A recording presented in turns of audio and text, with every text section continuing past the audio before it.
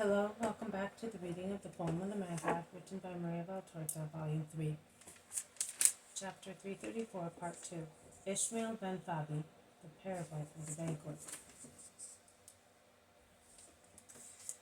You must all be aware of that, including you, my friends, who are afraid and would like me to follow a behavior according to human convenience to avoid eventual damage. You are led by love, I know, but you must love in a better way those whom you love. Do not postpone the interests of God to the interests of the person you love.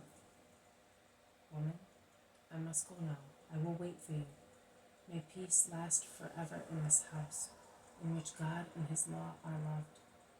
Marriage is respected. Children are brought up holily. The neighbor is loved, and the truth is sought. Goodbye. Jesus lays His hands on the heads of the woman and of the two young girls. He then bends to kiss the little ones and goes out.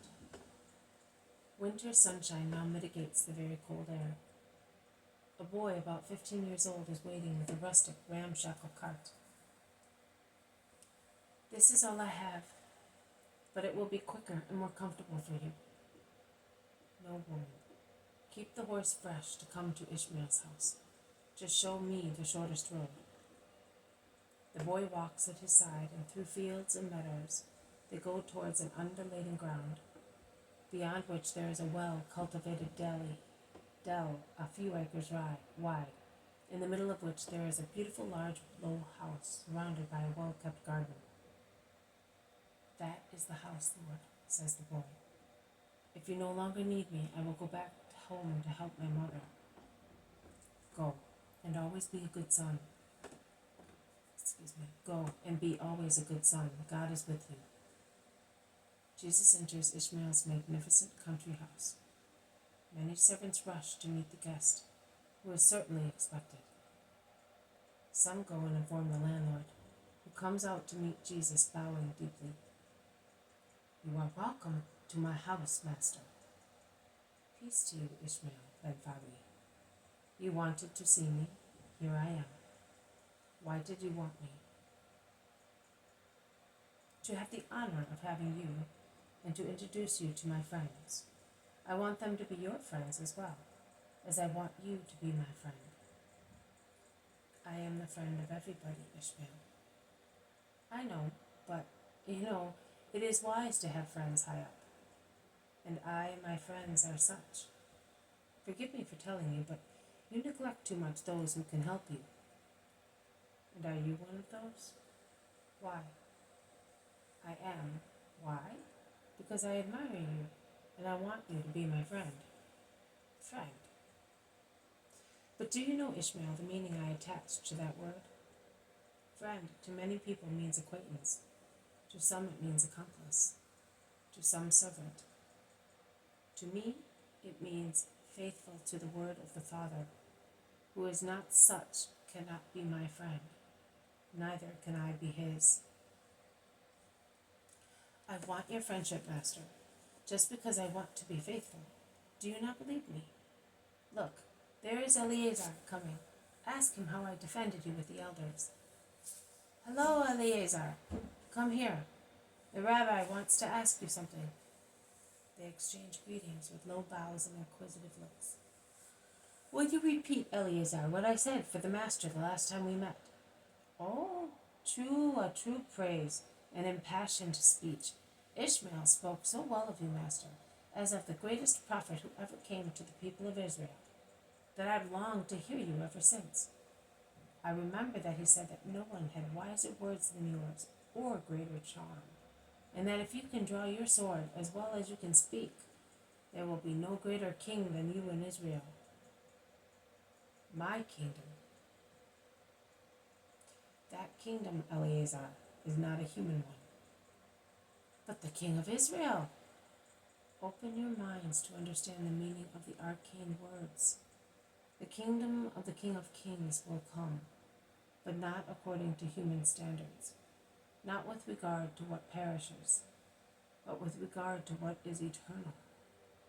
You do not enter it along a flowery road of triumph, or on a carpet made purple by enemy blood, or climbing a steep path of sacrifices and a mild staircase of forgiveness and love. Our victories over ourselves will give us that kingdom, and God grant that most people in Israel may understand me, but it will not be so. You are thinking of what does not exist.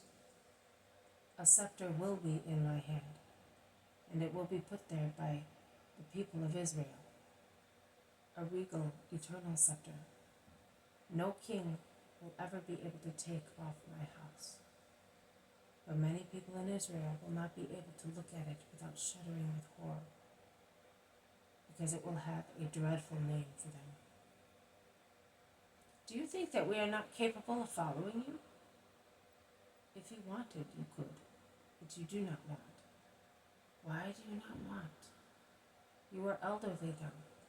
Your age should make you understand and be just, also for your own sake. Young people may make mistakes and then repent, but you, death is always close to elderly people.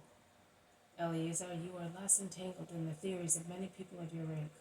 Open your heart to the light. Ishmael comes back with 5 more pompous Pharisees. Come in, says the landlord. They leave the hall, which is well furnished with seats and carpets, and they enter a room into which amphorae are brought for ablutions. They then pass into the dining room, in which everything has been magnificently arranged.